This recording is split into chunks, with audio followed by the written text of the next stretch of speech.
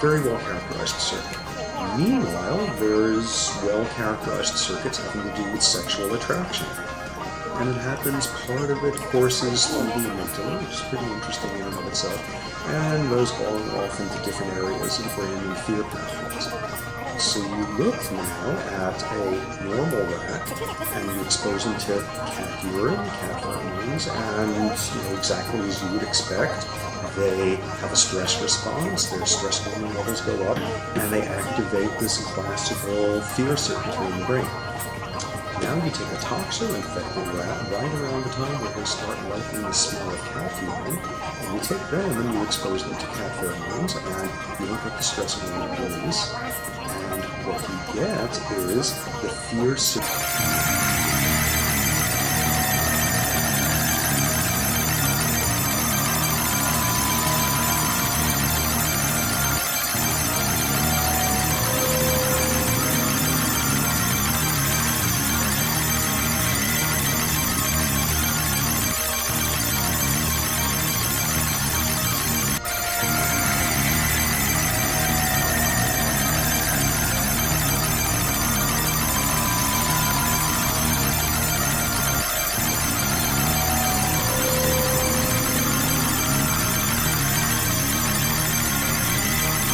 Sexual arousal circuit activates a bit.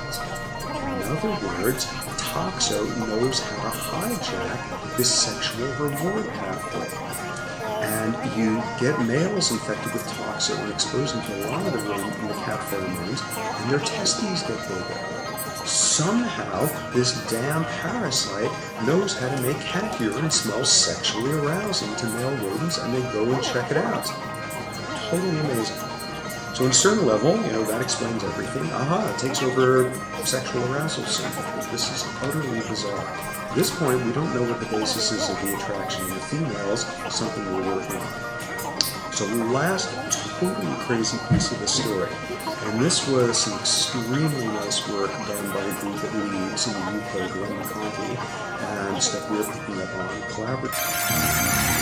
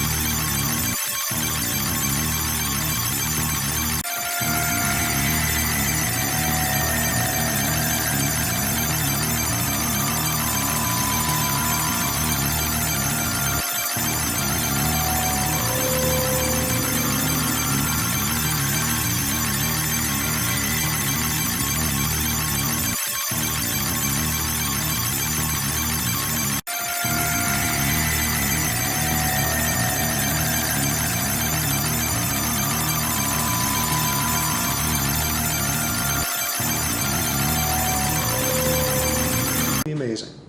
So on a certain level, that explains everything. It takes over sexual arousal circuitry. This is utterly bizarre.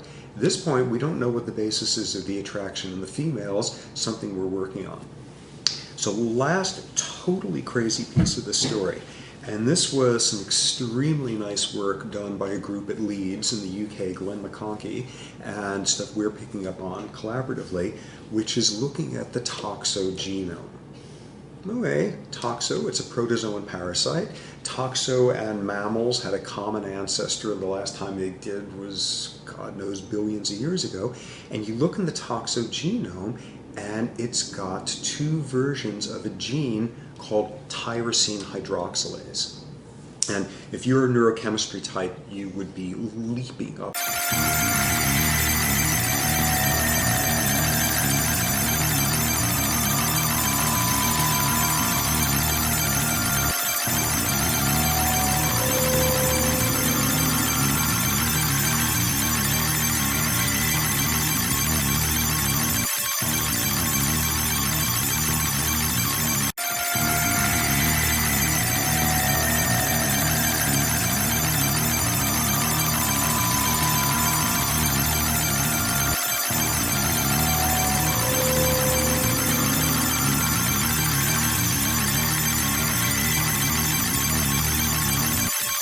neurotransmitter in the brain that's all about reward and anticipation of reward.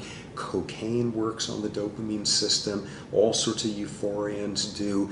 Dopamine is about pleasure, attraction, anticipation, and the toxogenome has the mammalian gene for making the stuff.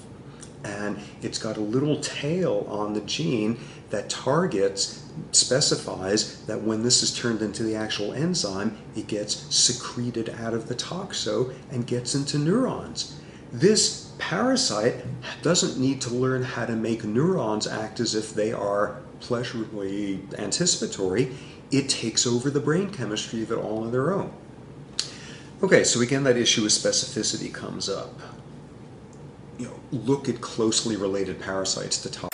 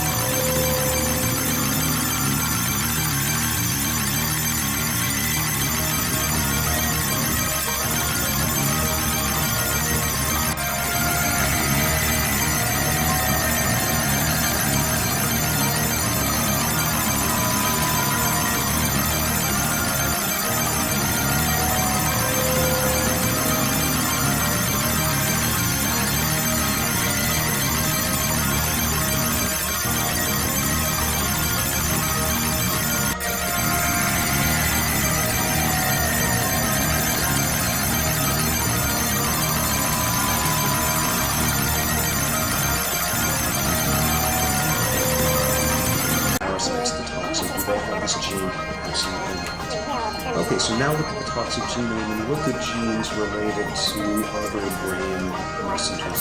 Serotonin, acetylcholine, norepinephrine. When you go through every single gene you can think of, zero. Toxo doesn't have any. Toxo's got this one gene which allows it to just plug into the whole world of mammalian reward systems. And at this point, that's what we know. It is utterly cool. And of course, at this point, you then say, well, what about other species? What does toxo do to humans? And there's some interesting stuff there that's reminiscent of what's going on in rodents. Clinical dogma is you first get a toxo infection.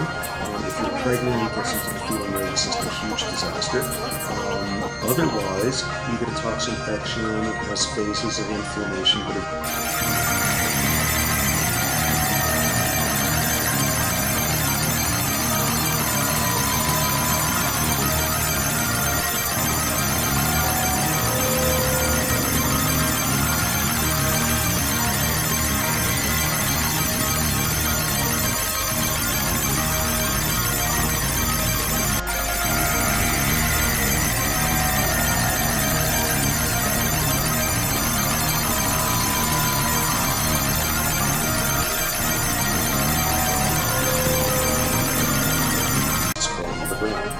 which is a rat, when it stops being anything boring like asymptomatic, that's when the behavior starts occurring.